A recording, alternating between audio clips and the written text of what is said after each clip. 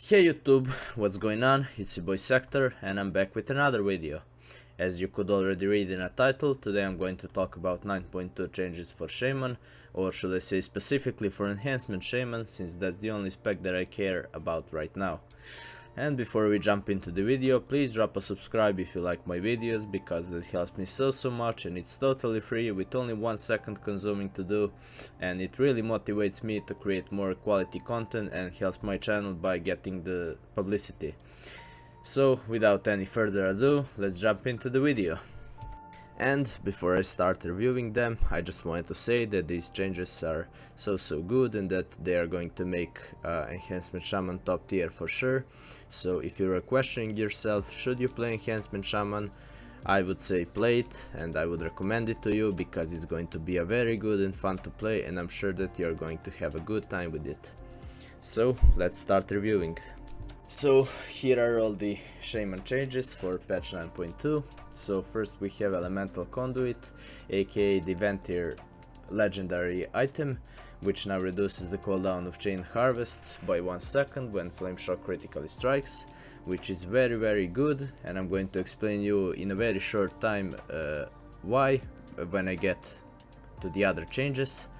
And pretty much it's going to be a very good because Chain Harvest will be much more accessible with a shorter cooldown, and that's one of the best spells that Shaman could have right now for PvP, because it literally can one-shot a target, or maybe few of them, depends on your luck, but yeah, it's a very good one. So the next change is that Flame Shock now has a target cap of 6. To be honest, I'm not really sure what was the cap before this. I think it was 4 or 5, maybe I'm wrong, but it doesn't really matter that much in PvP, since it will help you only when you're in a battleground fighting the bunch of people, so you're going to spread your Flame Shock much more with some other things that I'm going to talk about in very short time, which I said at the Chain Harvest. So the next one is Frost Shock change, which increases its damage by 40%, which is very good because in PvP you use Frost Shock a lot, and to slow your enemies, and pretty much while doing that you're going to deal some bigger damage. So yeah, I like that one. So next few are changes for conduits, and the first conduit is Unruly Wind, which now has chance to trigger, is now from 15 to 50% based on the item level, and was from 20 to 35%. So yeah, it's a pretty decent change, like not a big numbers, but when you compile few of these changes for conduits, it's going to be actually a very good combo. Magma Fist is elemental conduit, so I'm not going to talk about that.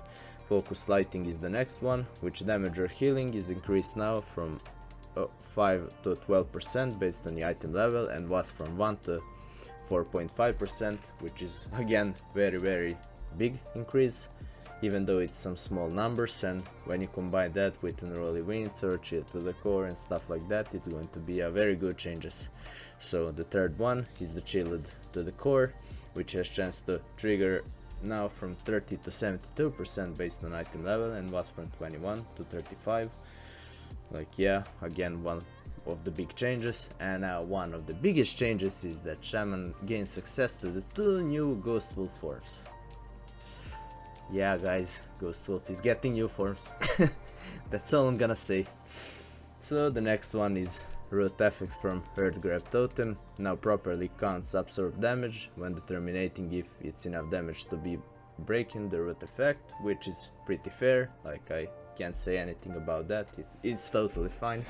It should be like that. So yeah, the next two are pretty much enhances for Necrolord legendary and the Kyrian legendary, which I'm not very familiar with because I didn't really play them much. The Necrolord used to be Beast for Elemental, as I know, and I believe it stays like that, and the Vesper Totem is like for all the specs, but I've seen some Elemental Shamans using them in the past, so I don't know, maybe Enhancement Shaman will be playable with that. Unfortunately I didn't have any chance to test it, so for now I'm going to go Ventir for 9.2 for PvP for sure, and for PvE probably going to be a Night Fae, but we will see yet. I'm going to make a guide for both PvE and PvP as soon as the patch comes out, so make sure to stay tuned for that. So yeah, by going through the general shaman changes, I'm going to go through the enhancement shaman changes now. So first one is Flame Shock and Frost Shock no longer shares cooldowns, which is very good one, because I used to be very annoyed in the past, especially if you're playing arena with rogues, so he's trying to escape and get in the stealth, so you wanna put a Flame Shock on him, but if you do that you won't be able to slow him because they share cooldown. Well, that is no longer is not going to be an issue any longer, so yeah, that's also a very good one. Good job Blizzard, good job. So the second one, if you Lava Lash a target that has a Flame Shock on them, Lava Lash will now spread Flame Shock to up to the 3 nearby enemies in an 8-yard radius, and if all enemies in this area are already affected with the Flame Shock, it will refresh the duration of Flame Shock instead. So this one is the one that I was mentioning before that I'm going to go through. So pretty much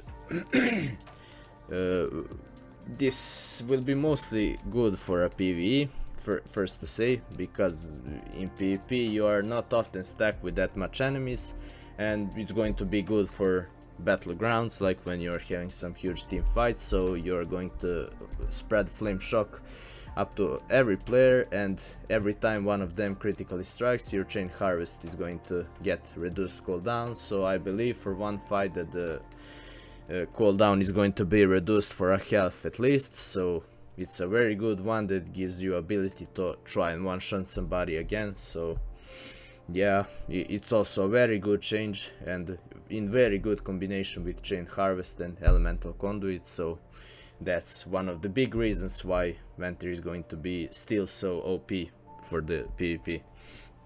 So the third one is about Feral Spirits, which says no longer show up under the unit frame totem timers slot and potentially despawning the spirits prematurely.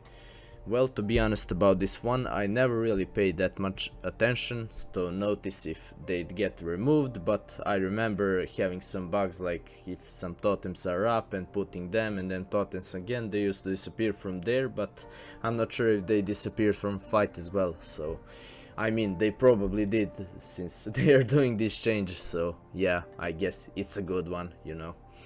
So the next one is Ice Strike, the talent that nobody uses, and Sundering, a very good talent that everybody uses, can now properly cause a Flame Tongue weapon damage effect. Well, it's a good one, of course, because you're always going to use the Sundering, and maybe now some spec will come with Ice Strike, who knows, but yeah, it's going to cause the Flame Tongue weapon damage. It cannot be bad, for real. And the last one is Ice Strike and Sundering again are no longer be able to use while disarm. Well, that's a little bit sad, because when rogues used to disarm me, I would use the Sundering on them, place some totem down to try to stun him or slow him, and pretty much kite away while disarm disappears. So right now it's going to be a little bit harder, but yeah, it's not that much change. It won't affect that very much, you know.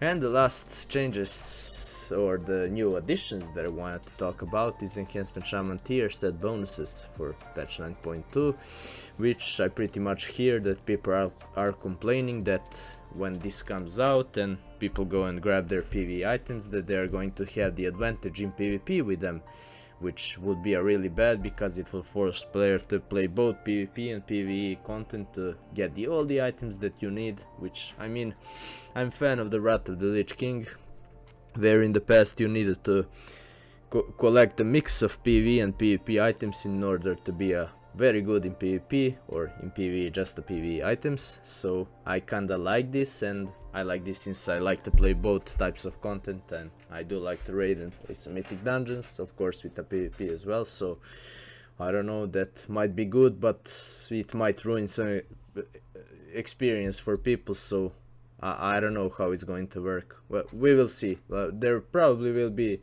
much nerfed if you come with these pieces into the PvP. That makes much sense, but again, it's Blizzard, you never know what they're going to do. So pretty much, Enhancement Shaman 2 piece says spending Millstorm has 3% chance per stack to summon a Feral Spirit for 9 seconds. Yeah, that one is very good. And the fourth piece says your feral spirit attacks have 20% chance to trigger a Stormbringer, resetting the cooldown of your Storm Strike. This one is also very good, so in case that Blizzard like super nerf them for PvP, I believe that people are going to use them in PvP, so I don't know, we are going to see what will happen with that when the patch comes out. So yeah, that's pretty much all the changes in general about the Shaman, and specifically about the Enhancement Shaman, because you know that's what I play and what I love and what I create content about. So as I already mentioned before, I'm going to make a guide as soon as the 9.2 patch comes out, and trust me, there will be a bunch of videos, because you know, new zones, new content. We are going to have a potential solo queue PvP. I mean, it won't be a rated, it's still a prototype, but I bet there will be a lot of place to make some fun content out of it.